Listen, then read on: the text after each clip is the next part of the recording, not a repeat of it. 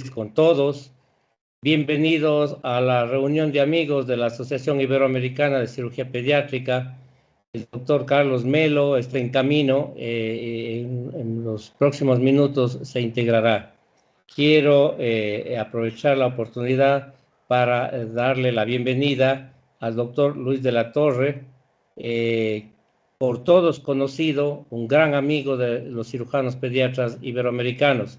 Sin embargo, me voy a permitir hacer la presentación de rigor del doctor Luis de la Torre, médico egresado de la Universidad Nacional Autónoma de México, UNAM, cirujano pediatra egresado de UNAM, cirujano pediatra colorectal egresado de la UNAM.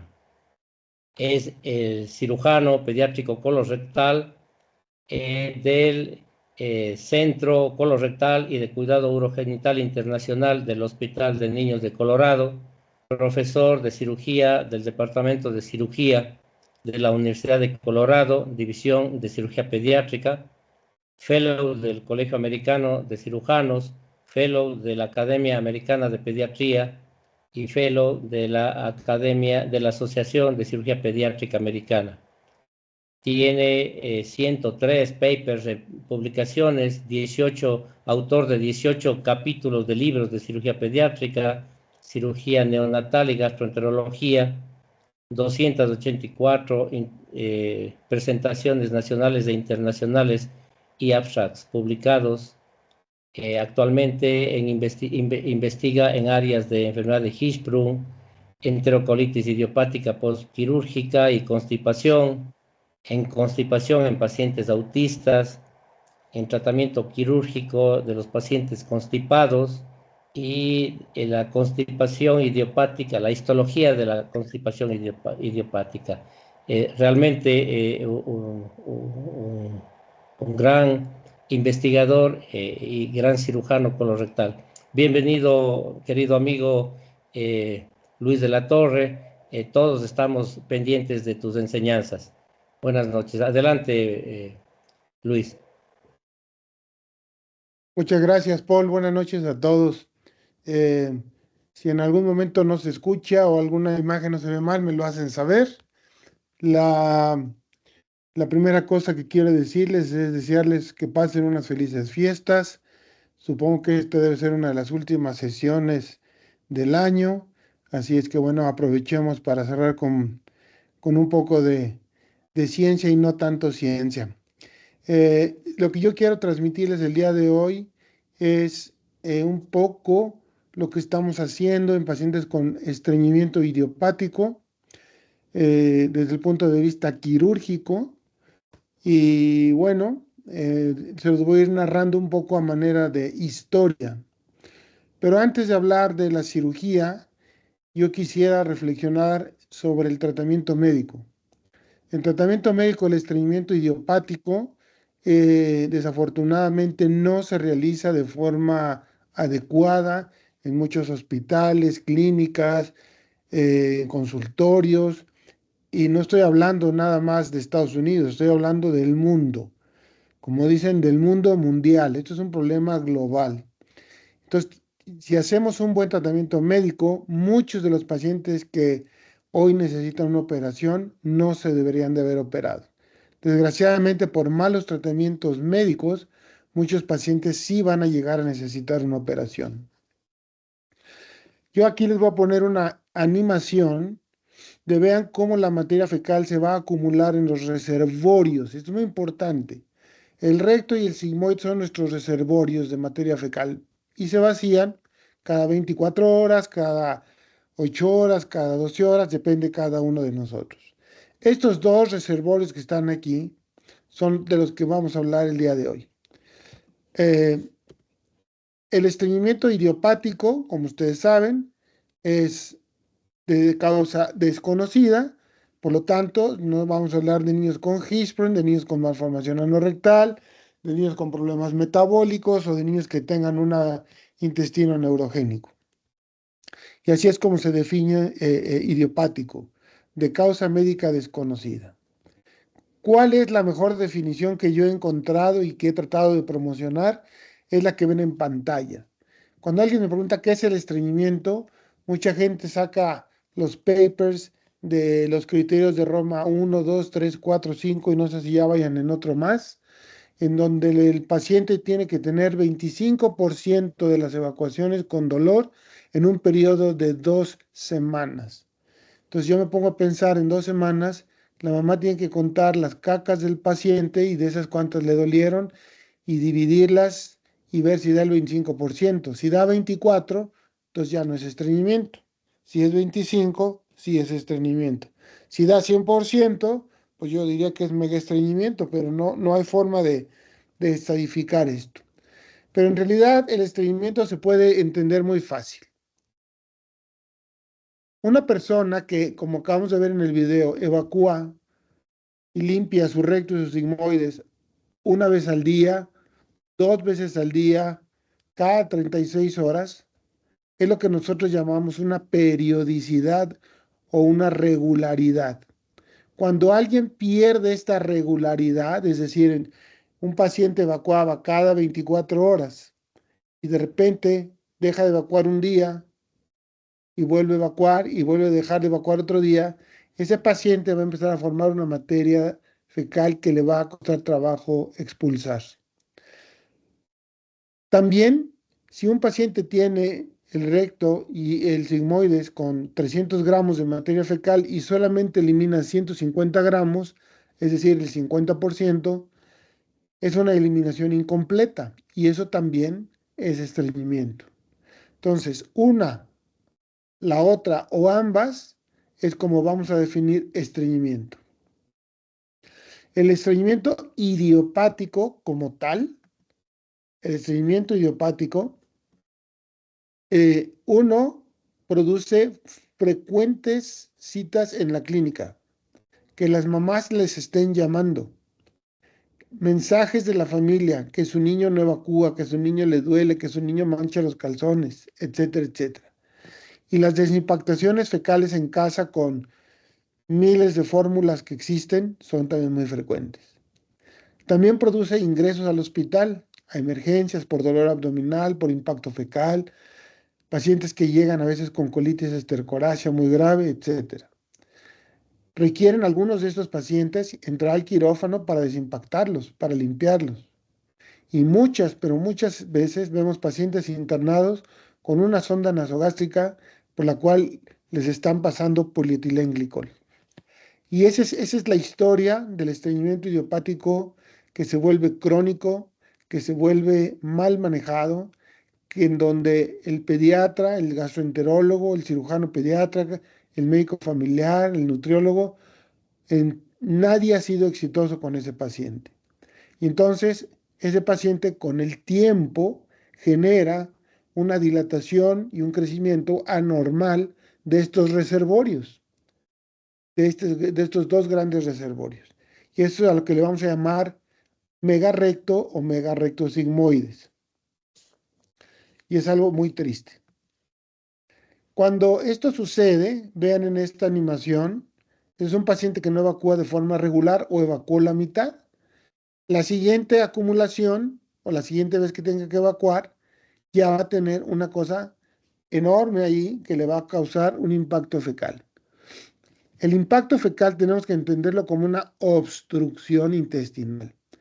Por favor, metan en sus libros, enséñenle a sus residentes, a sus alumnos, que un impacto fecal equivale a una obstrucción intestinal, que puede ser parcial, afortunadamente en la gran mayoría de los casos, pero puede ser una obstrucción intestinal total, en casos muy severos, que produce cuadros de abdomen agudo muy delicados.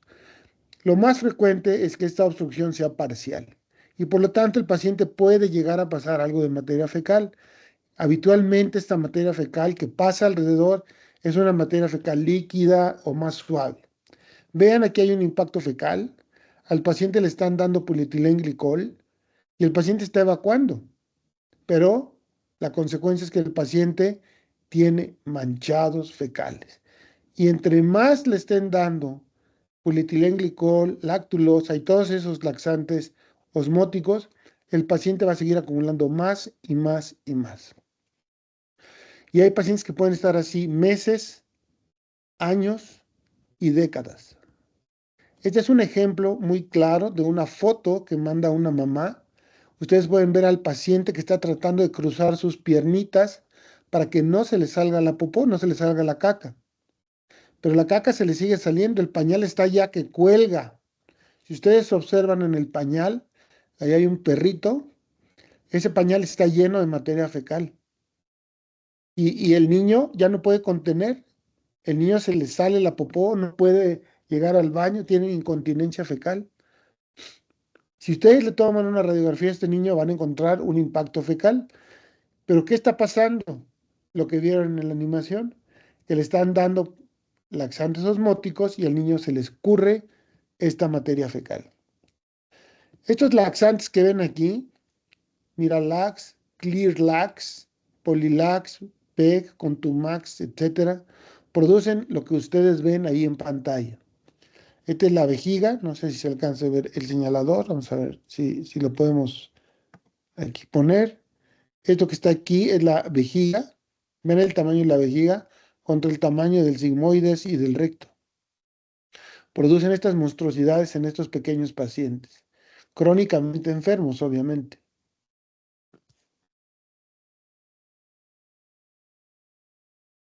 Entonces, un error común es cuando llegue un paciente que consulte por estreñimiento, lo primero que tenemos que hacer es tomar una radiografía. No es ir y tocarle la panza y hacerle un tacto rectal. Pueden hacerle tacto rectal si quieren y pueden tocarle la panza si quieren, pero el que no le tomen una radiografía, eso sí es un pecado mortal. La radiografía nos va a mostrar la cantidad de materia fecal y la calidad y el tipo de materia fecal que tiene el paciente en el recto y en el sigmoides. Si no se hace esto, van a caer en la trampa y le van a dar ustedes laxantes. Y entonces, la trampa número 2 o el error número 2 en el que caemos es que inmediatamente, pues somos doctores, estreñimiento igual a laxante, pum, pum, pum, le recetamos y lo vamos a citar en una semana, en un mes, 6 meses, y el paciente va a seguir mal. Y habitualmente recetamos laxantes osmóticos. Los laxantes osmóticos funcionan en los estreñimientos, vamos a llamar así, grado 1. Si nosotros pudiéramos estadificar el estreñimiento del 1 al 10, los osmóticos funcionan solo en el grado 1. Si ustedes quieren tratar bien un paciente, tienen que limpiar el recto y el sigmoides primero, si tiene impacto fecal. Si tiene impacto fecal, no importa que sea pequeño, leve, moderado, severo o gigante, lo tienen que hacer antes de darle laxantes. Y esta es una pequeña guía de cómo pueden ser los pasos, no necesariamente en ese orden, pero más o menos sería el orden, de cuando llega un paciente con estreñimiento idiopático. Y nosotros le llamamos, o yo le puse un nombre que le llamo guía para el tratamiento médico, y noten ahí la palabra, radiológicamente supervisado del estreñimiento idiopático. Radiológicamente supervisado equivale a que un paciente diabético, si yo le voy a dar insulina, pues tengo que monitorear su glucosa, ya sea con un monitor implantable que le puede durar un mes o 2 meses, o con piquetitos y estarle tomando con tiritas de glucosa o que miden la glucosa si el tratamiento está funcionando. De la misma manera, tenemos que monitorear que ese paciente evacúe completamente, limpie completamente el recto y el sigmoides. Entonces, el paso 1 es, si hay impacto fecal, hay que limpiarlo. Habitualmente nosotros lo hacemos con enemas. En casos severos, en pacientes muy particulares que tienen autismo, pacientes que tienen problemas de comportamiento, pacientes con problemas psicológicos severos, bueno, esos pacientes los metemos bajo anestesia, los desimpactamos de forma manual en el quirófano. No es nuestra práctica ponerles sonda nasogástrica y polietilenglicol para desimpactar. Ya les voy a explicar por qué, pero mucha gente lo utiliza y le resulta. En segundo lugar, si el paciente está crónicamente enfermo, sí o sí los papás deben de aprender a hacer enemas, porque en algún momento de la vida de esos pacientes va a requerir de un enema.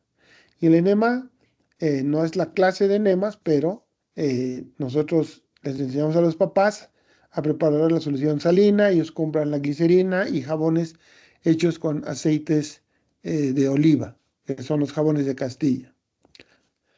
Luego, si el paso 3, si el paciente está bien, responde bien a los enemas, no está manchando, entonces ya podemos empezar con los laxantes. Y le llamamos ensayo de laxante, porque no sabemos la cantidad. El laxante que nosotros usamos con mucho mayor frecuencia se llama Sena. Luego tenemos un seguimiento a largo plazo para prevenir complicaciones. No queremos que el niño vuelva a tener incontinencia fecal, manchado, impactos fecales, que llegue a urgencias. Y después tratamos de destetar o suspender el laxante. Esto es un proceso lento y las fallas y las recaídas son frecuentes. Una vez que se establece un estreñimiento idiopático crónico severo, es muy difícil dejar el tratamiento médico. Y el tratamiento quirúrgico lo reservamos para casos muy particulares, ya sea que les hagamos un procedimiento de ACE o ACE, o una resección o una enterostomía, que es lo que vamos a platicar el día de hoy. Esto es como se pone una sonda nasogástrica, el polietilenglicol. Esto los papás no lo pueden hacer en casa, tienen que ser en el hospital. Por eso, para desimpactar, nosotros preferimos los enemas. Aquí ustedes ven una radiografía que les muestra una gran bola de materia fecal aquí, con mucha popó en el sigmoides y todo el colon lleno. Este mismo paciente ahora tiene una sonda que tiene un plomito en la punta para que pese y lo están llenando de polietilenglicol. Y con esta radiografía, la enfermera reporta que ya sale líquido claro por el ano, que evacúa líquido claro. Entonces le pedimos la radiografía, pero miren, aquí está claramente la gran masa de materia fecal. ¿La ven? Es impresionante. Luego, aquí usted está viendo cómo se hace un enema. No voy a darles clase de cómo hacer un enema, pero los puntos claves son una sonda, un globo, Foley, crear un balón aquí que tape, ponerlo en posición, pasar el enema en 15 minutos calientito y después el paciente va a evacuar. Esta es otra ilustración de cómo hacemos un enema rectal. ¿Cómo calculamos la dosis de laxante? Bueno, pues la calculamos en base a nuestro gran experiencia, por así llamarle. Estimamos, calculamos, tratándole de atinar. Vamos a decir que a un paciente le vamos a dar 4 tabletas de Sena o 4 chocolates de Sena o 4 mililitros de Sena. Si eso sucede y el paciente tiene demasiadas evacuaciones, con eso hay que bajarle la dosis. Por eso le decimos que es un ensayo. Y con 3 vamos a volver a hacer lo mismo. Si fue adecuado, ¿a qué le llamamos adecuado? Que el paciente tuvo una evacuación 8 a 12 horas después de que le dimos el Sena.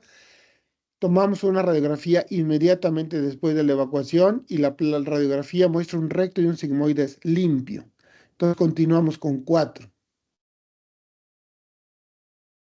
Cuando hay una respuesta insuficiente, es decir, el paciente sí evacuó, pero tomamos una radiografía después de evacuar y hay materia fecal residual importante, quiere decir que a ese paciente le hace falta más estimulante, más laxante. O si el paciente, después de que le damos el laxante, pasan 24 horas y no evacúa, ese paciente va a necesitar, en vez de 4, va a necesitar 5. Pero antes de incrementar, le va a tocar un enema. Es por eso importante que recordemos que los pacientes van a necesitar aprender a hacer enemas. Los papás necesitan aprender a hacer enemas. Y así es más o menos como calculamos el laxante. Esto lo hacemos en un periodo de días. No crean que es en una sola consulta. Y esto nosotros le llamamos la semana del manejo médico o del bowel management. Y esto es lo que hacemos en pacientes con estreñimiento idiopático. Días antes de que lleguen con nosotros, todos tienen un enema de contraste. Les damos unas clases a los papás que pueden durar 2-3 horas. Y después tomamos una radiografía y empezamos el tratamiento. Y al día siguiente empieza la primera radiografía, modificamos, radiografía, modificamos. No todos los pacientes se llevan 7 días o 6 días. Hay pacientes que al cuarto día, por ejemplo, ya están listos, se pueden ir a su casa. Hay pacientes que nos puede llevar hasta 2 semanas. Habitualmente, en menos de una semana, estos pacientes se regresan a su casa, a su lugar de origen, felices y contentos con un tratamiento perfecto para su estreñimiento. La gran mayoría de ellos. Pero bueno, no todo es, como dicen los libros, no todo es perfecto. Entonces, hay pacientes que necesitan, por ejemplo, 22 tabletas de Cenocot, 20 chocolates de Ex-Lax, eh, un enema grande, estamos hablando de un enema que puede llevar 1 litro, con 200 mililitros de glicerina, con 100 mililitros de jabón, todos los días. Y si un día no se toman el laxante o un día no se hacen el enema, el paciente inmediatamente no evacúa y forma un impacto fecal. Y entonces estos pacientes se cansan, se agotan. ¿Por qué? Porque son pacientes que de por vida van a necesitar tomar grandes cantidades de esto. Entonces preguntan, oiga doctor, ¿y qué otro recurso hay? ¿Qué más podemos hacer? Y en estos pacientes es en los que hemos considerado que el tratamiento quirúrgico puede ayudar. El paciente que está con enemas rectales, que sabemos que va a necesitar enemas por siempre, o por un largo periodo de tiempo, o por años, a ese paciente le podemos ofrecer una cirugía para que se haga un enema anterógrado. Esa es la primera operación o el primer tratamiento quirúrgico para el estreñimiento. Como ustedes saben, esta cirugía la describió un urólogo de apellido Malón y todo el mundo la conoce como el Malón. Ya nadie hace el procedimiento de Malón hoy en día.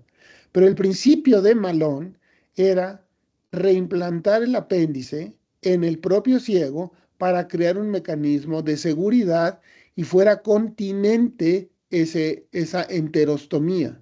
Porque lo que estamos haciendo es una pequeña enterostomía que el objetivo es introducir por ahí el enema, pero que al mismo tiempo sea continente, que el niño no evacúe ni se le salgan gases por el ombligo o por la panza.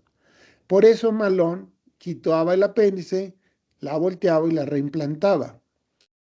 Por eso se le llama procedimiento de enema continente anterógrado. Eso es lo que quiere decir ACE. Entonces, una forma de hacerlo, pues es la tradicional. Se hace una válvula aquí en la base del apéndice y se lleva el apéndice al ombligo, tratando de hacerlo lo más cosmético posible. Esa es la cirugía de apendicostomía. Cuando el paciente no tiene apéndice, entonces el colon se le hace un flap y después se tubulariza, como ven aquí, y se dobla para crear la válvula, que es esta, y esto se le llama la neoapendicostomía. Otro procedimiento que las personas piensan que es un ACE son los procedimientos de cecostomías. Las cecostomías han existido antes de que Malón describiera, ¿verdad?, su procedimiento. Y se utilizaban para muchas cosas las cecostomías, para descomprimir, para infinidad de cosas. Están descritos desde 1800 las cecostomías. Hoy en día la cecostomía, muchos cirujanos la hacen, vean aquí está el ombligo, la hacen prácticamente, aquí está la cresta ilíaca, y por ejemplo este paciente tenía fuga de materia fecal, de gas, etcétera, etcétera. Como pueden ver, no es una enterostomía continente, pero bueno, se vale. Si es el recurso que se sabe y se tiene, adelante, siempre y cuando funcionen los enemas. Por eso a nosotros no nos gusta mucho hacer esas cecostomías. Hace muchos años, los pacientes que nacían o que nacen con malformación anorrectal y que no se les trataba el estreñimiento de manera adecuada, tenían un sigmoides gigantesco y tenían pseudoincontinencia fecal, es decir, evacuaciones involuntarias. Entonces el doctor Peña en el año 93, ¿verdad?, hace más de 20 años, describió una cirugía que le llamó la sigmoidectomía. no, más de 30 años, describió la sigmoidectomía, en donde arribita estas rayitas que ven aquí, estas dos cositas chiquitas que están aquí, el ilustrador quiso decir que aquí está la reflexión peritoneal. Entonces, por arriba de la reflexión peritoneal se seccionaba la parte distal del sigmoides y se seccionaba la parte proximal y se hacía una anastomosis término-terminal, dejando un segmento del sigmoide cerrado en bolsa de Harman. Y esa cirugía la seguimos haciendo en pacientes con malformación anorrectal. Después pensamos que esta cirugía era útil en pacientes con estreñimiento crónico idiopático, pacientes sin malformación anorrectal. Y la empezamos a hacer. Lo que empezamos a observar es que estos pacientes que no nacían con malformación anorrectal, que nacían con un ano normal, este segmento que estaba aquí luchaba para pasar la materia fecal acá, y los pacientes referían o refieren, muchos de ellos, cólico y dolor, porque el colon del lado izquierdo está tratando de vencer este recto que está enfermo, como yo les voy a enseñar más adelante. Y entonces, este es un paciente del lado derecho, ¿lo ven? Con un gran sigmoides. Esto es un colon por enema normal. Entonces, cuando están así, estos pacientes y tienen malformación anorrectal, es válida esa operación. Pero cuando tienen estreñimiento, hoy en día hacemos una operación distinta que tiene mucho mejores resultados. Miren, aquí ahora yo les voy a poner el paciente del lado izquierdo con megarecto y megasigmoides del lado izquierdo, ya operado del lado derecho, con una sigmoidectomía. Ahora ya no tiene megasigmoides, como dice aquí, megasigmoides. Ya el sigmoides ya no está, este segmento ya no está. Vean cómo cae recto ya, porque nos tomamos aquí en la parte lateral del recto. Ya este paciente ya nomás quedó con una cosa que se llama megarecto, ya no megarecto sigmoides. Esos dos pequeños conceptos son muy importantes hoy en día para mí y tienen que ser muy importantes para ustedes. El recto también está enfermo, al igual que el sigmoides. Y si ustedes preguntaran quién está más enfermo, si el sigmoides o el recto, yo les diría lo que están pensando. Y les voy a demostrar. El recto es el que está siempre más enfermo. Estos pacientes mejoran, sí, sí mejoran, obviamente. Pero el riesgo de que vuelvan a tener impacto fecal aquí es alto, muy alto. Igual requieren enemas, requieren laxantes, no tanto como antes de operarse, pero van a requerir de eso.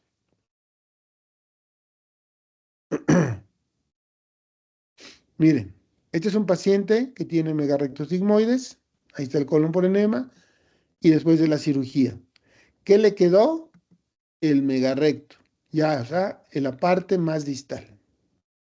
Y esos pacientes siguen sufriendo, no tanto como antes, pero siguen sufriendo, no los hemos mejorado mucho.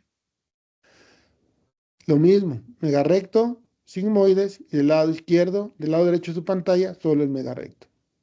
Entonces dijimos, bueno, vamos a quitarles el sigmoides, pero hay que hacerles un malón o un procedimiento de penicostomía. ¿Para qué? Para que inmediatamente después de la cirugía empecemos con enemas y enemas y enemas y enemas anterógrados y no se nos vuelvan a impactar. Y entonces eso lo publicamos en el año 16. Y más o menos así era nuestros dibujos, cortábamos, y luego aquí el dibujito de la apenicostomía.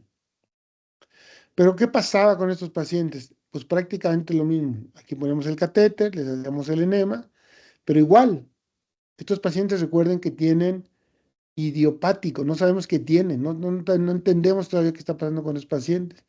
Volvían a tener impacto de este segmento o dolor del colon, cólicos. Esta es una imagen de un enema en donde ya está operado el paciente. El segmento que ven ustedes aquí es el segmento del recto, no se mueve.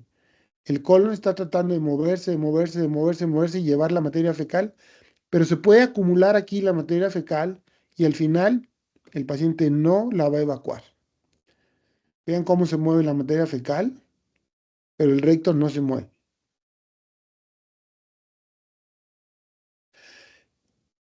Entonces, como veíamos que el recto tenía el problema, se publicó una operación que era quitarles también el recto. no nada más el sigmoides, sino quitarles el sigmoides y quitarles el recto por vía transanal. Ya para entonces el procedimiento transanal ya había sido descrito para Hirschsprung, entonces ya están más familiarizados los cirujanos con esto y se publicó la operación que se llama transanal o transanal proctosigmoidectomy, que es la resección del recto sigmoide transanal. Y aquí está, 2009. Entonces se quitaba todo el recto, todo el sigmoides. Y la buena noticia es que todos estos pacientes, el estreñimiento idiopático era 100% curado, pero los pacientes quedaban 100% incontinentes. Entonces esta cirugía ya no la hacemos, no se hace, no la hagan, lean el artículo como un hecho histórico. Por favor, no hagan esta cirugía. Esta cirugía trataba de hacer una cirugía tipo Swenson en pacientes con estreñimiento idiopático. Entonces, los cirujanos empezaban la resección unos milímetros por arriba del canal anal para preservar el canal anal, como lo hacemos en los niños con Hirschsprung. Pero al hacer esto, se quitaban todos los reservorios, el recto y el sigmoides. Por eso los pacientes quedaban curados del estreñimiento, pero con incontinencia fecal. Desgraciadamente, no teníamos más razones para ayudar a estos pacientes más que seguir haciendo nuestras resecciones de sigmoides, a veces sigmoides y un segmento más proximal, a veces hemicolectomías y les hacíamos una apenicostomía. Razonando el procedimiento que se había hecho entre la sigmoidectomía y la resección radical del recto y del sigmoides, concluí que probablemente dejando un recto pequeño como reservorio podría evitar la incontinencia fecal y con ello mejorar la calidad de vida de los pacientes. Y yo empecé a hacer esta operación en el 2015 en Pittsburgh y empezamos a hacer lo que ahora le llamo yo una resección proximal del recto porque dejo la parte distal y quito una parte del sigmoides, todo por vía transanal. Y la primera publicación la hicimos en el 2019. Entonces, de estar así, el colon evoluciona a esto.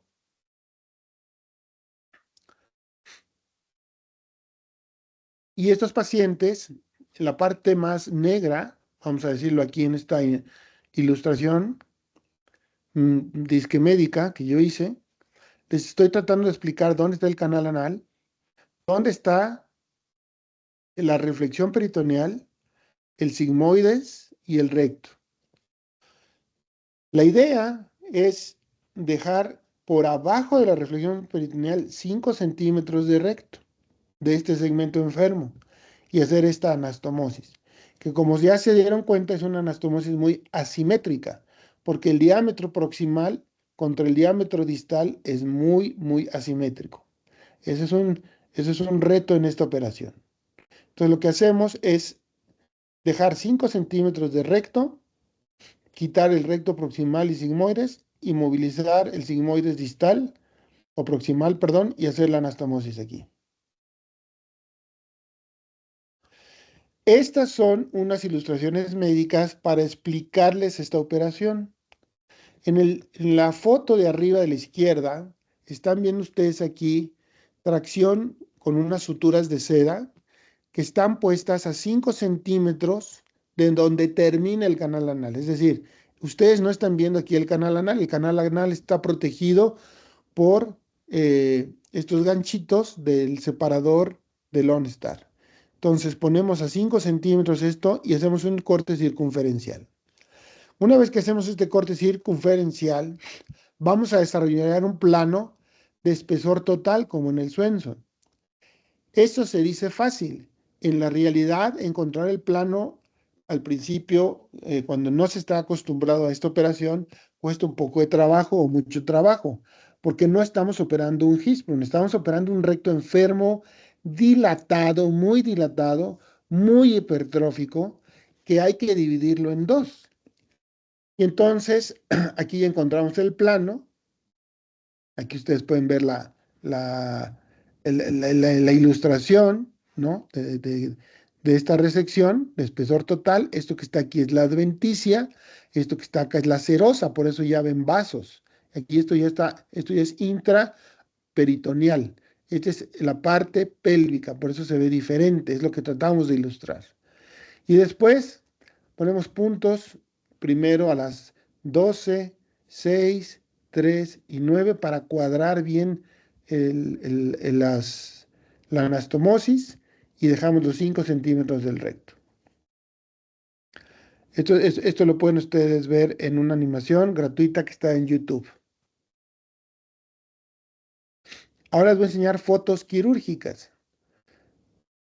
Aquí yo pongo una gasa para observar bien, mido con una regla los 5 centímetros, pongo un punto de seda, jalo, vuelvo a medir, si tengo 2, pongo un punto más profundo, jalo, vuelvo a medir, ya cuando tengo 5, ese es mi punto definitivo.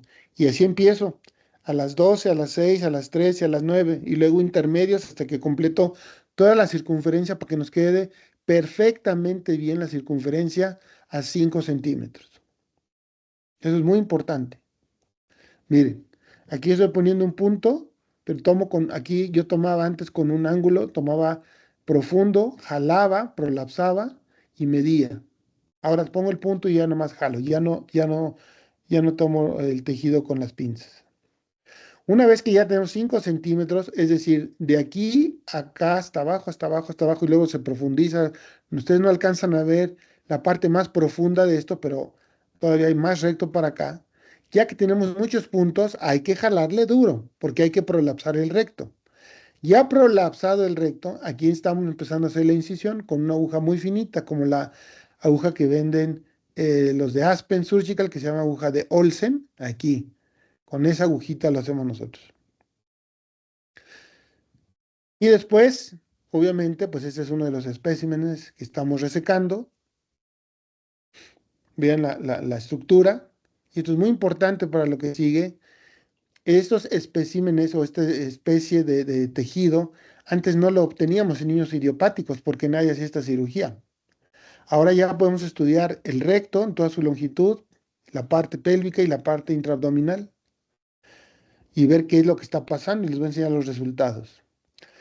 Ya que ya tenemos determinado el segmento que vamos a anastomosar, vean el diámetro que tenemos aquí contra este diámetro. Son muy asimétricos. Entonces, hay que cortarlo. Yo pongo un punto aquí a las 12, luego otro a las 6 y acá y acá. A veces tengo que biselar un poco para que me dé para el diámetro del recto. Pero de aquí a acá hay 5 centímetros de recto. Si fuera un Hirschsprung, la anastomosis hubiera sido aquí. Pero este no es un Hirschsprung, son pacientes idiopáticos, con estreñimiento idiopático. El canal anal, los 5 centímetros de recto, y ahí vean la asimetría. Pero ahí ya estamos cuadrando bien la anastomosis. Y aquí está terminada la anastomosis. Ponemos muchos puntos porque no queremos tener dehiscencias, ni fugas, ni filtraciones de materia fecal en estos pacientes. Este es un colon por enema preoperatorio y un posoperatorio. Lo que tenía de longitud es la línea azul, pre y posoperatorio. ¿Cómo podemos medir si ha sido buena o mala esta operación? Bueno, una manera es obviamente cómo están los pacientes clínicamente, pero otra es el abrumador trabajo que producen estos pacientes en los centros colorectales. Nuestra consulta hoy en día en el centro colorectal acá en Denver, más o menos el 50% de los pacientes son idiopáticos, estreñimientos idiopáticos. El otro 50% son malformaciones anorrectales y pacientes con Hirschsprung. Imagínense la cantidad de pacientes idiopáticos que vemos. Entonces, esto abruma mucho porque los papás llaman que el paciente no evacuó, que ya empezó a manchar, que si ya vimos la radiografía, etcétera, etcétera, etcétera. Entonces, esto en trabajo es demasiado para las enfermeras. Entonces, uno de los primeros parámetros que valoramos fue ese. ¿Qué tantas llamadas hacían los papás antes y después? Entonces, ustedes ven ahí de 1 a 61 llamadas del paciente antes de la cirugía, 5 después de la cirugía, número de consultas que estos pacientes solicitaban, de 5 a 29, de 0 a 12, desimpactaciones ambulatorias, es decir, que los papás tenían que hacerles enemas en la casa. Después de la cirugía, ninguno ha requerido de eso. Desimpactaciones en quirófano o en urgencias o con sondas nasogástricas por los gastroenterólogos, 33 contra 0. Impactaciones fecales, recurrencia, 14. Los 14 pacientes tuvieron impactaciones recurrentes, todos. De estos 14, después de la cirugía, ninguno. Control fecal, es decir, que los pacientes no tuvieran accidentes fecales. Después, antes y después, todos los pacientes tienen control fecal. Ninguno tiene accidentes. Y eso es muy prometedor para nosotros. Este grupo, este corte de este grupo de pacientes es el que yo he operado en Colorado. Luego les presento los de Pittsburgh, que es otro grupo. Ya tenemos ahorita 20 pacientes al día de hoy, desafortunadamente. ¿De qué otra manera vimos esto? Pues en porcentajes. El número de llamadas telefónicas bajaron 88, las visitas al hospital con nosotros 69%, y 100% la disminución de limpiezas intestinales ambulatorias, desimpactaciones en el hospital, visitas de urgencia, etcétera, etcétera, etcétera. Entonces, muy prometedor. Entonces, al día de hoy, yo me atrevo a decir que esta operación ha demostrado ser un procedimiento mínimamente invasivo, porque lo hacemos por vía procedimiento transanal, para mejorar el estreñimiento, eliminar los accidentes fecales y mejorar significativamente la calidad de vida de estos pacientes, que sufren de un estreñimiento idiopático muy grave y que médicamente es refractario y que se asocia a megarectos sigmoides. Quiero decirles que en este grupo de pacientes hay grupos de pacientes que son autistas, y los pacientes autistas, por alguna razón, también sufren de este tipo de estreñimientos, y es muy difícil hacerles enemas a estos pacientes. Y es muy difícil que esos pacientes respondan a tratamientos médicos también. Entonces, esto parece ser una solución duradera, porque ya tenemos pacientes que tienen 9 años operados con muy buenos resultados. Ha sido eficaz para las etapas avanzadas de esta enfermedad y especialmente en el tratamiento médico que no tiene éxito o que tiene éxito, y esta es la parte importante, pero que el paciente va a necesitar tomar altas dosis de laxantes y que le es una carga económica por muchos meses o años o toda la vida para el paciente. En esta diapositiva yo quiero recalcar lo que es un megarecto sigmoides, lo que es la sigmoidectomía, que es lo que quitamos con la parte roja, lo que quitábamos con la rectosigmoidectomía transanal y qué es lo que quitamos con la rectosigmoidectomía proximal transanal. Esas son las diferencias en estas ilustraciones. Este pequeño segmento de 5 centímetros vino a hacer la diferencia entre estas dos operaciones. Parece raro o extraño, pero créanme que vino a hacer la diferencia. Ahora bien, en los pacientes que tenemos operados de sigmoidectomía, pues el segmento que mandamos es esto. Como ustedes ven, lo único que dejamos es esto. Por arriba de la región peritoneal. Entonces el segmento que mandamos es este pedazo. Estos pocos pacientes que se operaron nunca se estudiaron los segmentos desafortunadamente. Pero en estos pacientes tenemos la oportunidad de estudiar el recto en esta porción y el sigmoides en esta porción, desde el punto de vista histológico. Y estas son las piezas quirúrgicas. Y ahora les voy a mostrar lo que hemos encontrado.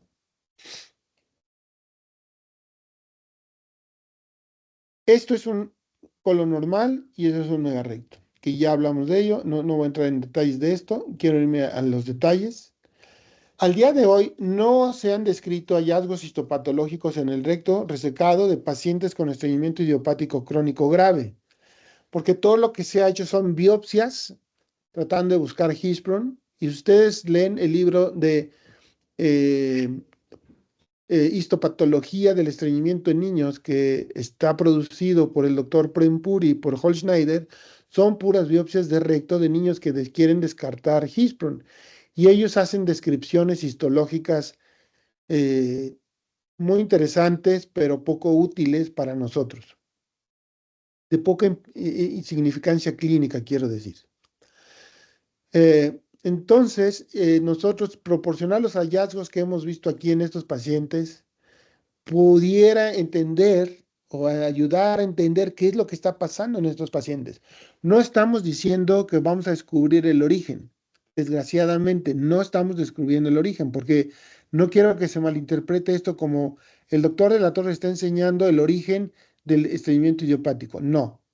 Yo les voy a enseñar lo que hemos encontrado en pacientes con estreñimiento idiopático, es decir, no sabemos por qué, pero hemos encontrado cosas muy interesantes en estos segmentos.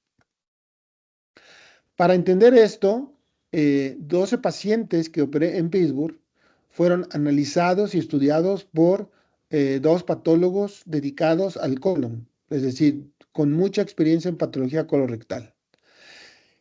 En los segmentos que quitábamos hacían secciones longitudinales, es decir, se estudió distal a proximal. Entonces, todo esto se hicieron cortes en laminillas, todo eso se montó en laminillas, taca, taca, taca, taca, taca.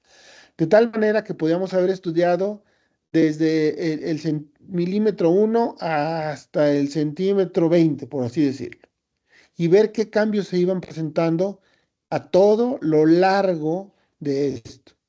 Y además se hicieron cortes circulares del margen proximal y del margen distal. Esto es lo que se estudió. Y se sigue estudiando, además.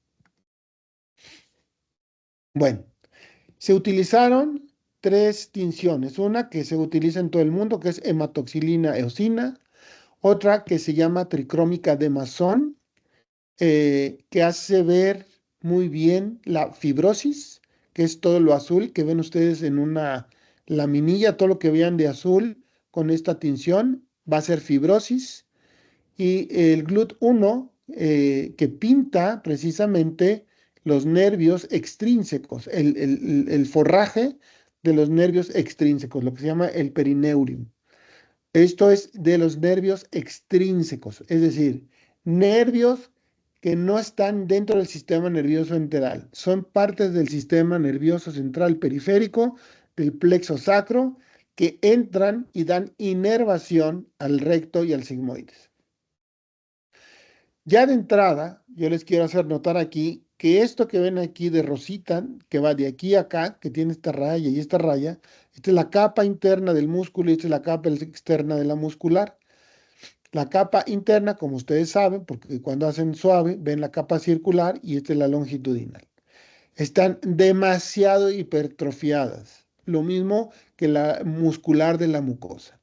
Acuérdense que la mucosa tiene 3 capas: epitelio, lámina propia y muscular. Bueno, la muscular de la mucosa, muy hipertrófica, y la muscular externa en sus 2 capas, muy hipertrófica. Ya desde aquí les puedo decir yo la gran cantidad de fibrosis que hay en la submucosa, pero más interesante, la fibrosis ha infiltrado, no es la palabra más correcta porque no estamos hablando de cáncer. Yo pienso o pensamos, porque lo hemos discutido mucho, que esta fibrosis no es que infiltre, sino que la fibrosis es la consecuencia de un daño crónico de un tejido. Cuando nosotros tenemos una isquemia, tenemos una necrosis, tenemos una inflamación crónica, nos hace una cicatriz, como ustedes lo han visto con los intestinos, con los pulmones, con cualquier órgano. Hacen fibrosis, el hígado hace fibrosis cuando tiene hepatitis, cuando hace cirrosis, es por fibrosis, de hecho la cirrosis es fibrosis. Entonces, cuando hay fibrosis quiere decir que hay un daño crónico. No sabemos si es hipóxico, si es isquémico o de qué origen. Pero miren, el músculo ha sido sustituido en esta banda por una banda de fibrosis. ¿Cómo vamos a hacer que se contraiga el recto? Y eso explicaría por qué los niños con sigmoidectomía a veces no están bien, porque el recto tiene fibrosis, entonces el recto no se contrae. Y tenemos una gran hipertrofia de troncos, como vamos a ver. Para no hacer los camotes con estos números, les quiero platicar que se tomaron casos, los casos que estudiamos, los 12 casos, se tomaron 12 controles y se hizo match. Si era una niña de 8 años, se tomó una niña de 8 años como control, su recto y sus sigmoides. ¿De dónde se tomaron esos controles? Se tomaron de un banco de tejidos que hay en Pittsburgh. de pacientes de autopsia, de pacientes sanos que les tuvieron que quitar por algunas razones los segmentos, es decir, no tenían infecciones, no tenían procesos inflamatorios, no tenían nada. Se escogieron muy bien los controles. Entonces, si era un niño de 5 años, pues se tomaba un control de 5 años masculino igual. Entonces, los controles hicieron match al 100%. Y esto es lo que se midió, lo que medía la capa muscular interna, la capa muscular externa, los espesores de los nervios y los espesores de la lámina propia. Tanto en la parte proximal, es decir, en la parte del sigmoides, como en la parte distal, que es la parte del recto. Dicho de otra manera para entendernos, lo azul sería la parte del sigmoides, lo verde es la parte del recto. En esta columna están las mediciones de los casos operados y estos son los controles. Todos fueron estadísticamente significativos. Es decir, la hipertrofia de la muscular y la hipertrofia de los troncos era un cambio evidente. Tanto en los casos control, entre los casos contra los controles. Tanto en la parte proximal contra la parte distal. Esto ya habla de cosas interesantes. Yo aquí hice estos dibujos de tal manera que se pudiera entender lo que acabo de decir. Este era el caso, el que operábamos. Entonces la lámina propia tenía fibrosis, tenía hipertrofia de troncos y la muscular estaba hipertrofiada. Entonces comparen lo verde que está aquí contra el control verde, que es lo normal, pues está mucho más hipertrofiada. La hipertrofia y la fibrosis igual, el control contra el caso. Esto les da a ustedes visualmente la diferencia entre un caso y un control. Ahora les voy a enseñar, ya no es caso contra control, sino es el mismo espécimen, es proximal contra distal. ¿De acuerdo? Es decir, sigmoides contra recto. Entonces, el espesor de la muscular, de la muscularis propia, no fue estadísticamente significativo, aunque sí tuvo más hipertrofia, desde el punto de vista matemático, no fue significativo, pero sí era más la hipertrofia. La muscularis propia, obviamente, fue mucho más evidente que la otra porque fue estadísticamente significativo, la hipertrofia de los troncos y de la lámina propia. Es decir, los cambios de hipertrofia, tanto del músculo como de los nervios, es mucho más severo o más se dimensiona de una manera mayor en el recto versus el sigmoides. Como los números a veces no se captan de buena manera, por eso hice este dibujito. En este dibujito, lo que ustedes están viendo aquí es claramente proximal contra distal. Entonces, sigmoides contra recto. Vean el tamaño que ya está hipertrófico, pero en el recto es mucho más. La fibrosis en el sigmoides, pero mucho más en el recto. La hipertrofia de troncos de la submucosa contra la hipertrofia de troncos de la submucosa del recto. Igual acá, la cantidad de hipertrofia y fibrosis será mayor en el recto que en el sigmoides. Es decir, si hacemos una sigmoidectomía, estamos quitando esto. Pero si hacemos una proctosigmoidectomía, estamos quitando todo esto. Y el paciente se va a curar del estreñimiento, pero va a quedar con incontinencia. Pero si quitamos todo esto y dejamos 5 centímetros de esto, es muy probable que el paciente vaya a mejorar y algunos pacientes inclusive han dejado los medicamentos. Y esto todavía les queda más claro. El control contra la parte proximal, contra la parte distal. En la parte proximal la fibrosis era mínima o inexistente contra una gran fibrosis que está en el músculo del recto o la parte distal. Entonces, por eso es que en estos pacientes ahora hacemos este tipo de operaciones. Entonces, como conclusión, les puedo decir que estos hallazgos que yo les estoy planteando aquí, pues nos plantean la preocupación obvia, ¿verdad? Todavía sobre el origen, pero nos están dando luz de lo que podemos hacer o de lo que le está pasando. Y la necesidad que tenemos de realizar estudios urgentes para evaluar el alcance y lo que pudiera ser reversible en algunos casos. Los patólogos nos dicen que cuando ya hay fibrosis, ya esto es irreversible y es algo que preocupa mucho en estos pacientes. Por eso nos da mucha tristeza que lleguen pacientes tan enfermitos y con tanta preocupación. Pues esta es la última diapositiva. Si hay alguna pregunta o algún comentario, Paul, con mucho gusto. Doctor de la Torre, muchas gracias por la excelente presentación y revisión de tema. La verdad que es muy hermosa la presentación y sus comentarios y sus apuntes son muy acertados respecto a esta patología. No sé, quisiera ver si alguien del público quisiera hacer un comentario. La doctora Echeverry, por ejemplo. Viviane Echeverry, Perdón. adelante. ¿Va a hacer un comentario? Quería despedirme.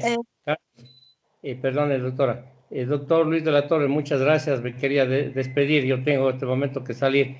Desearles a todos unas felices fiestas de Navidad, lo mejor para el próximo año. Un abrazo grande y se quedan con Carlos Melo, que es nuestro director de estas reuniones de la Asociación Iberoamericana. Muchas gracias a todos y yo me disculpan, tengo que retirarme. Gracias, Paul. Adelante, doctora.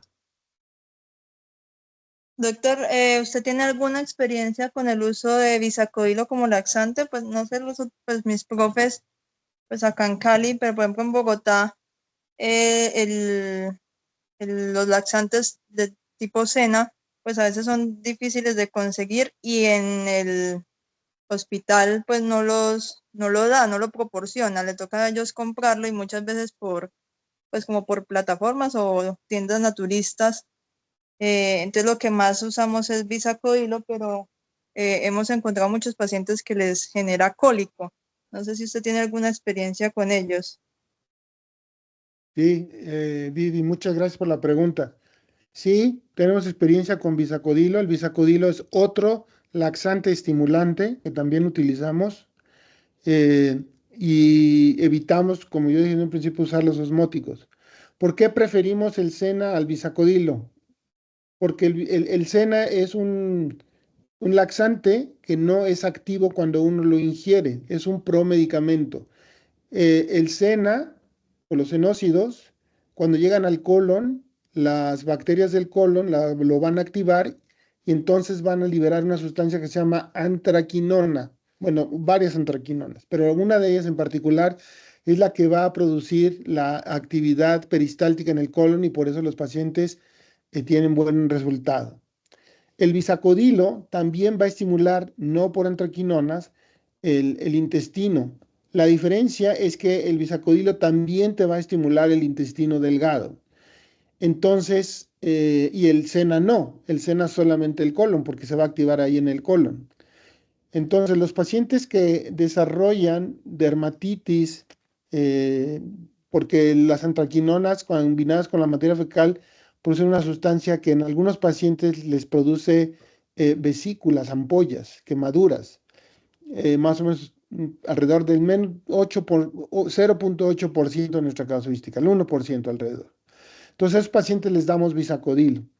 Los gastroenterólogos acá también usan mucho el bisacodilo y les va muy bien en vez de Sena. Hay pacientes que dicen que les gusta más tomar el bisacodilo que el Sena y también les va bien. Entonces es otra muy buena opción. Pero siempre supervisando que responda, es decir, evaluando tu respuesta con radiografías. Claro que sí, Doc. Muchas gracias. Gracias por el comentario, doctor de la Torre. Tenemos ahora un cirujano pediatra de Guatemala, doctor Otto Morales. Adelante con su pregunta, doctor. Gracias. Buenas noches. ¿Qué tal, doctor? Mire, yo tengo dos preguntas. La primera es en los pacientes posoperados del procedimiento que nos está comentando. Tiene que, algunas veces le ha tocado hacer algún tipo de irrigación en el posoperatorio o si han requerido de continuar con senócidos durante algún periodo de tiempo o si se han suspendido por completo.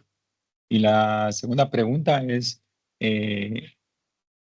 ¿a partir de qué momento uno, hablando de la edad, uno podría empezar a sopesar el someterla al paciente a esta cirugía? Saludos, doctor. Hola Otto, saludos a ti, a tu familia y a Guatemala. Y la pregunta que acabas de hacer, muchas gracias porque eso no lo dije. Eh, todos los pacientes que operamos que les hacemos esta operación, a- si tienen daño neurológico o algún trastorno de la conducta como autismo, etcétera, etcétera, a todos ellos yo les hago una penicostomía. Y después, a la semana, les empiezo a hacer enemas anterógrados.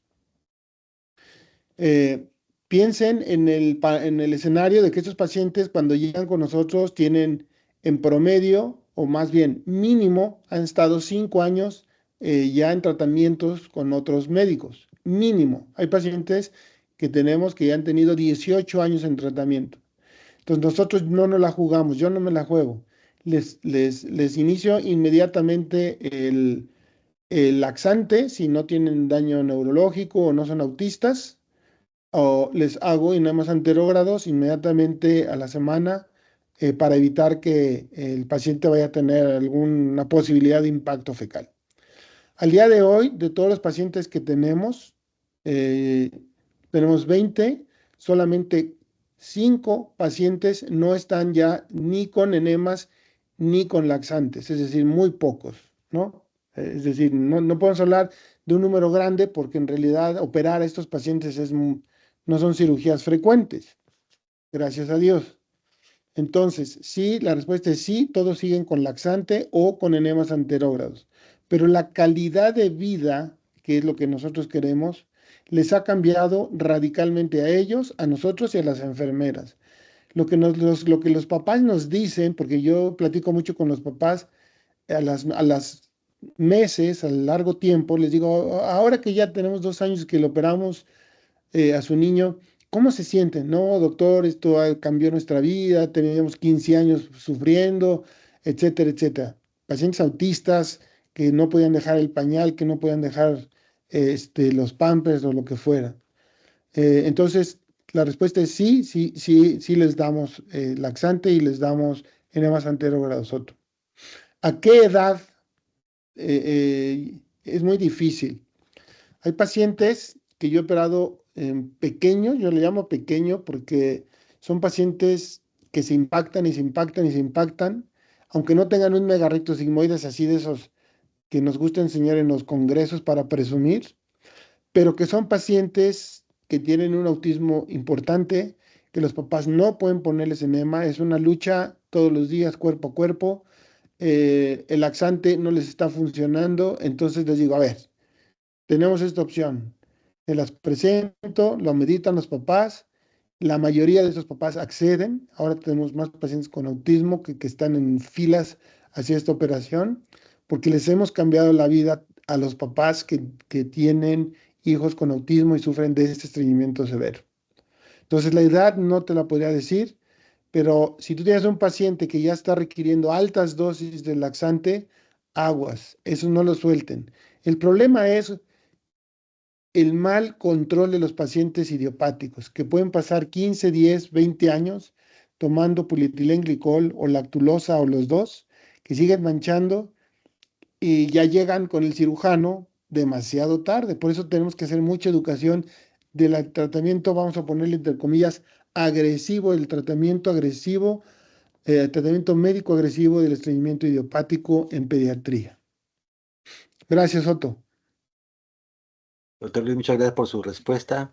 Yo quiero un comentario y una pregunta al mismo tiempo. Yo sé que es una gran cirugía, quitar el megarrecto y la parte proximal del mismo. Incluso se podría entrar por la laparoscopia, no sé si la doctora hará por la laparoscopia también, videoasistida, quitar la parte del recto y parte del sigmoide por la laparoscopia y la parte distal pues, por transanal. Pienso que se puede intentar por la laparoscopia. Pero mi pregunta va más allá, respecto a si usted hace ileostomía de protección o no, o considera que puede hacer directamente porque es una gran cirugía y de mucho riesgo de filtración, o deja intubado la anastomosis con lo que llamamos colochil o una sonda de protección. No sé cómo lo hará usted, doctor. Quisiera que me explicara algo al respecto sobre eso. Sí, no, Carlos, mira, yo no les hago ni ileostomía ni colostomía de protección. Tengo dos pacientes en esta serie que se complicaron. Uno es una niña que le dejamos una gasa dentro del colon porque como que tenía un poco de salida de líquido de la preparación durante la cirugía y le puse una gasa para detener un poco esa fuga. Terminamos la cirugía y cuando terminamos la cirugía nos dimos cuenta que faltaba una gasa. Para no hacerles el cuento largo, acabó con una colonoscopía en el quirófano y le sacaron la gasa. Al día siguiente, la niña era un globo de Cantoya de gas, empezó a filtrar, hizo un cuadro séptico y la tuve que meter a hacer una ileostomía. A las 4 semanas la metí a quirófano, revisé la anastomosis, no había problemas y finalmente le cerré la ileostomía. El segundo paciente lo operé en otro país y cuando regresé a Denver, mis amigos cirujanos me hablaron que el paciente no estaba bien, le hicieron estudios y hubo una fuga. Ese paciente se le hizo una ileostomía, con eso el paciente se recuperó, claro, estuvo muy grave, obviamente por la fuga, en la terapia intensiva y después de un tiempo se le cerró la ileostomía. Hasta lo último que sabemos, porque ese paciente vive en otro país, está continente, está evacuando y no ha tenido ningún problema. Son los dos únicos casos que yo he tenido de complicación. Pero, como tú bien lo dices, Carlos, esta no es una cirugía de todos los días, no es una cirugía que yo regreso a la casa y me tome una cerveza y me duerma tranquilo. Son cirugías muy demandantes. Hemos pensado la posibilidad de empezar a hacerlas asistidas con el robot, más que con la paroscopía, porque la parte intraabdominal no es el problema. La parte más demandante es la parte que está en la pelvis, es decir, por abajo de la reflexión peritoneal. Y para eso el robot se pinta solo. Y sí, el robot supera con mucho a la laparoscopía. Entonces estamos ahorita en un proyecto con otro cirujano, que es un cirujano que hace mucha cirugía robótica aquí en el Children's. Yo ya he platicado con él y tenemos proyectado hacer esa parte por robot, como tú lo dices, empezar por abajo hasta donde lleguemos y después con el robot terminar por arriba la parte pélvica, que es la parte más demandante. Pero es una muy buena sugerencia. Gracias, doctor, por su comentario. La verdad que es complejo para nosotros ir al recto, la parte por arriba, por la paroscopia. Hasta abajo es muy difícil. No llega uno sino hasta cierto punto, así cuelgue o levante, ya sea la vejiga el útero o las trompas. Es muy complicado llegar hasta abajo por la paroscopia. Por eso esa sugerencia de robótica sería muy interesante verla. Sí, Doctor Otoniel Franco de además Colombia. imagínate, además no es un recto normal, no es Sí, un disco, claro. es un recto enorme, yo le llamo gigantescos, ¿no? Y entonces, una vez yo intenté ir más abajo, no, es imposible, con una cirugía abierta, hacer una disección de la pelvis con estos megarrectos puedes dañar, como tú bien lo dijiste, la vagina, el útero, la vejiga, cualquier estructura. Y una pregunta, ¿no he intentado hacer, por ejemplo, ileostomía de protección previa para que ese recto se adelgace un poco o considera que seguramente eso no va a adelgazar lo suficiente? ¿No cree? Yo digo que se puede hacer con ileostomía previa, con colostomía previa. Y yo creo que es mejor la ileostomía previa, dejarla descansar si quieren un mes, 2 meses, después ir por la resección y después cerrar su ileostomía. Yo creo que es una buena opción para empezar a hacer esta cirugía. Ya cuando ya lleven 20, 30, pues a lo mejor ya no lo hacen con ileostomía. Pero es una petición. Si alguien quiere hacer esta cirugía, deben de hacerlo con algo de protección, seguro. Sí. Una ileostomía es una idea genial. Es doctor muy amable. El doctor Otoniel Franco de Colombia, de Cali, colega nuestro de aquí en la ciudad. ¿Va a hacer un comentario o una pregunta, doctor Franco? Adelante. Sí, gracias. Gracias, doctor Melo, doctor de la Torre. Muy ilustrativa su conferencia. Muchas gracias. Una pregunta. ¿Tiene usted parametrizado para estos pacientes el tiempo de seguimiento de ellos y ha pensado en la posibilidad de recaídas? Es una situación tan frecuente, todos los tipos de tratamiento y de manejo médico o quirúrgico del estreñimiento. De pronto me descuidé, no puse atención del tiempo de seguimiento que tiene en estos pacientes operados y ha pensado en cuánto tiempo se podría esperar o usted definitivamente espera la recaída de estos pacientes. Otro comentario que quería hacerle, así como le planteó Carlos, de pronto ha pensado, ¿usted cree que no hay cabida de pronto a los casos posquirúrgicos de estas resecciones y los muñones que se dejan abajo, que podrían estar con megarrecto, la posibilidad de manejarlos, miectomías como se hacía en la antigüedad, miectomías o bandeletas para tratar de reducir el volumen de ese megarrecto distal? Gracias, doctor de la Torre. Muchas gracias por la pregunta. Y además muy buenas preguntas, muy interesantes. Sí, mire, el seguimiento, como yo empecé a hacer esta operación, como al principio les dije, fue en el año 2015. Entonces, el paciente más antiguo tiene 9 años de operado.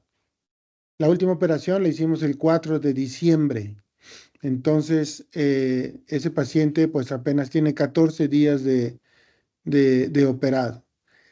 Entonces, entre estos 15 pacientes de Pittsburgh más 20 de Denver, tenemos 35 pacientes con ese seguimiento, que va de 14 días a 9 años.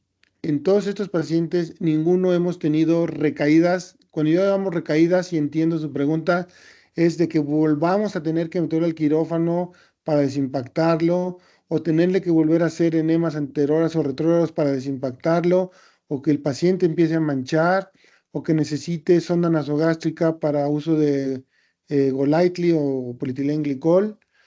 No, ninguno de ellos lo ha necesitado. Es por eso que en lo personal me ha motivado a continuar haciendo esta operación, porque al día de hoy no hemos tenido ninguna de estas recaídas que usted acaba de mencionar.